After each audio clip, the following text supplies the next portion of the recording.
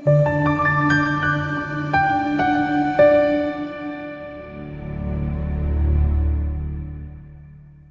sabuye futhi okubalulekile nokufanele ukusubscribe kulakha ukuba imember ye-channel nokwenza okuhle ongakwazi ukwenza. Yenza okuhle kwabanye nawe uNkulunkulu ukwenzela okuhle nabanye abantu bokwenza okuhle kuwe. So sibheka la udaba lwamaphupho okubalulekile fona ngo9 ekseni la ku5 ntambama uma ungumlandeli we-channel. Bengayena umlandeli wale-channel ungayisense number ikhuze wena awudinga ukukhuza omunye umuntu nawe ungayikhuza. You know what, you haven't done anything for the channel. Oh, okay. Don't. So leave the number. Well, so inamba hle iyabantu ababalandeli be-channel strictly ngazakwethu. Yabo?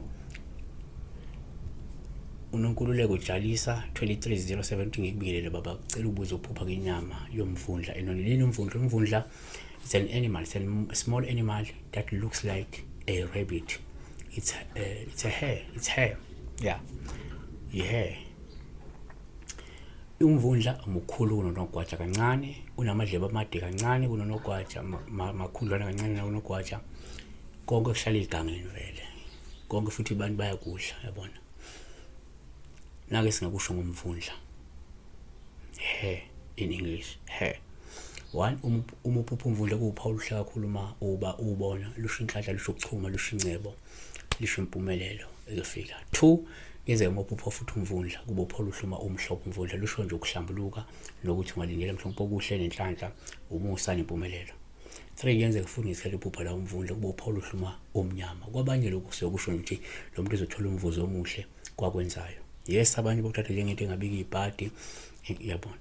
But four, yenzeka umuphupha futhi umvundla kuba uphawu oluhle uma ungena ekhaya, lusho ukuthi ungalindela umvuzo omkhulu nenzuzo kokwenzayo, noma ke uma ungena ngaphakathi kwekhaya kungakhomba ukungena komuntu ozogana la khaya, yabo, komunye umuntu. Five, yenzeka futhi ngesikhathi uphupha la umvundla kuba uphawu oluhle uma uwudla. So lokho kungasho ukuthi uzothokozela imali, uzothokozela umholo, noma uzothokozela inzuzo enkulu ezofika kuwe. Six, yenzeka umuphupha futhi umvundla kuba uphawu oluhle uma umncane futhi unakekele, lusho ukuthi ungase kudingeke unakekele noma ukukhulisa ingane. Kungasho ukuthi kungenzeka futhi uthola ukuthi kuzoba nesikhathi sizofika kuwe sokuthi unakekele, ulekelele, usize noma weseke umuntu ongenawo amandla ukuze siza yena ukuze akwazi ukuphila. Number 7, yenzeka futhi umuphupha umvundla kuba uphawu esithanda nje kakhulu uma uwubamba. Yenzeka duzingela bese ubamba noma uthi uyaqhamuka umvundla ukuthi ubambe, lokho kusho impumelelo nokuthi uzokwazi ukwathola amathuba angcono. Uzokwazi ukuthola umhlomulo, uzokuthola umhlomulo, uzothola inzuzo noma kunomvuzo omuhle ongawulindele uzowuthola ngokuyikhandla kwakho, yabona, emkhakheni wakho. Number 8, yenzeka futhi kuba uphawu oluhle uma ubamba, olusho ukuthi uzothola umlingani. Maduze mangukuthi kukhona umuntu okade lokumshela, kade lokumqomisa, lo muntu lo uzokuvuma.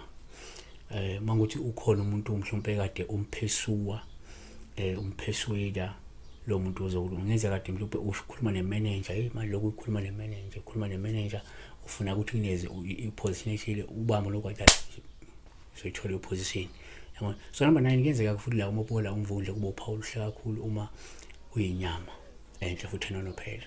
So umuphupha inyama yomvundla lokhu kusho inhlanhla, kusho incebo, kusho impumelelo nokuthi ungase mhlawumbe uthokozele umholo othe xaxa noma umhlomulo okanye inzuzo noma imali osuke uzoyithola nje ungalindele. Number 10, yenza futhi umvundla kuba uphawu esikhathini lokuhle uma uyinyama enhle futhi enonophela. Lokho kungasho ukuthi uzokwazi ukufeza izifiso zakho. Siyabonga kakhulu. Stay blessed.